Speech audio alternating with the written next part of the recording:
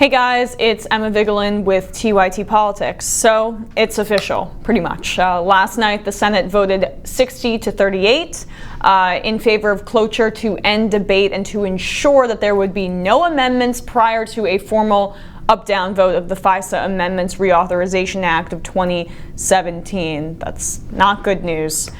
Senators Rand Paul of Kentucky, a Republican, and Ron Wyden of Oregon, who is a Democrat, had been working together to amend a bill so that the FBI and NSA would be required to get warrants in order to access any of the communication records of American citizens when they are intercepted from international surveillance, basically. In a press conference before the vote yesterday, they were joined by other supporters in the Senate, including Senator Elizabeth Warren, Democrat of Massachusetts, who said, "The United States should not be in the business of warrantless searches in dragnet surveillance of American citizens. Opposing warrantless mass surveillance is not a partisan issue. Without additional meaningful constraints, Congress is allowing the government to use information collected without a warrant against Americans in domestic court proceedings," Republican Senator Rand Paul and Democratic Senator Ron Wyden, vocal opponents of the legislation, as I mentioned before,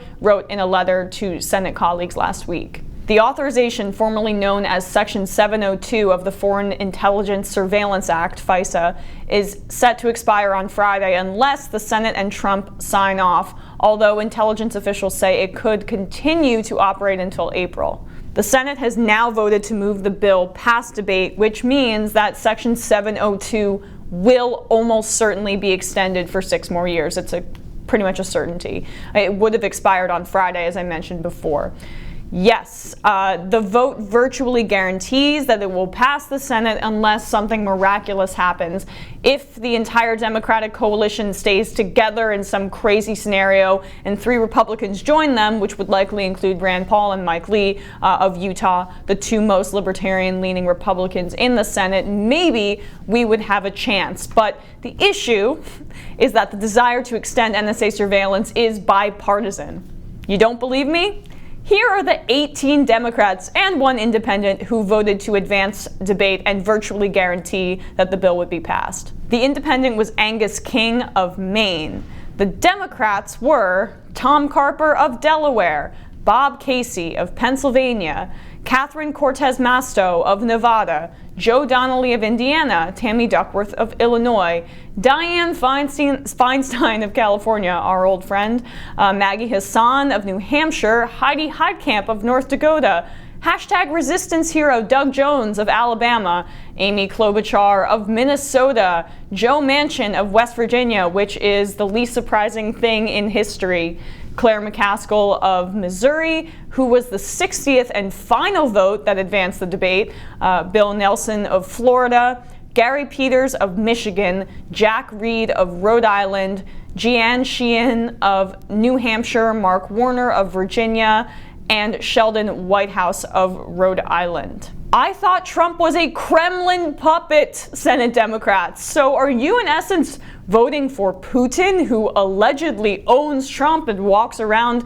with him on a leash, to have unchecked surveillance powers?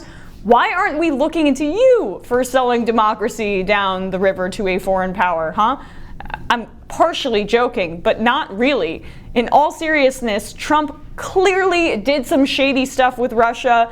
Even independent of election meddling, there are clear financial crimes being investigated, so I'm not disputing that when I talk about the Kremlin and Putin.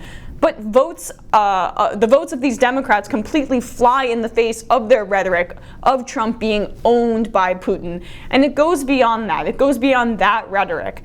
Democrats have, in my opinion, rightfully said that Trump is a tyrannical, dictatorial, racist leader with those tendencies, and Trump has shown zero respect for the law, our government institutions, and checks and balances, partly because he's dumb and doesn't know a damn thing about them, and partly because that is his inclination as a leader. This is a man who has called Mexicans criminals and rapists. He called for a ban on Muslims from the country, and recently called African countries, El Salvador and Haiti, shithole countries, a clearly racist phrase that the Democrats have not stopped talking about instead of actual policy. As I discussed on Martin Luther King Day, mass surveillance powers are never used equally. They are often tools to target minorities. We saw that after 9/11 when the NYPD surveilled Muslim neighborhoods. We saw that during World War II with Japanese Americans being interned and surveilled. With Black Lives Matter now, with MLK in the past, and the list goes on and on and on. So, given that history of racist uses of surveillance powers, you, Democrats, whose main line of attack on Trump is that he is a racist tyrant, I think he is, have given that racist tyrant the unlimited power to surveil and target minorities in America with the force of the FBI and the NSA, the most powerful law enforcement agencies in the country, the FBI especially. And I know what you're going to say, right? This is to protect those individuals, right? From terrorism? Well, when has the NSA program thwarted a terrorist attack, huh? Crickets. I'm still waiting because there hasn't been a terrorist attack thwarted. Your false paternalism and fake concern for minority Americans rings as untrue as it is. Slogans and talking points are all you have in this debate. Oh, and this morning, Jeff Flake had yet another speech on the Senate floor, and yesterday he compared Trump to Stalin. So, Jeff Flake, you think that Stalin should have virtually unchecked surveillance powers on the telecommunications of Americans? You think that you should give Stalin light mass surveillance powers? That's how he voted.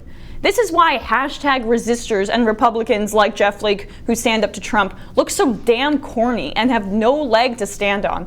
Their tough rhetoric isn't backed up by enough action. I mean, Democrats are barely playing hardball to get a clean DACA bill, something that over 70% of the country agrees on.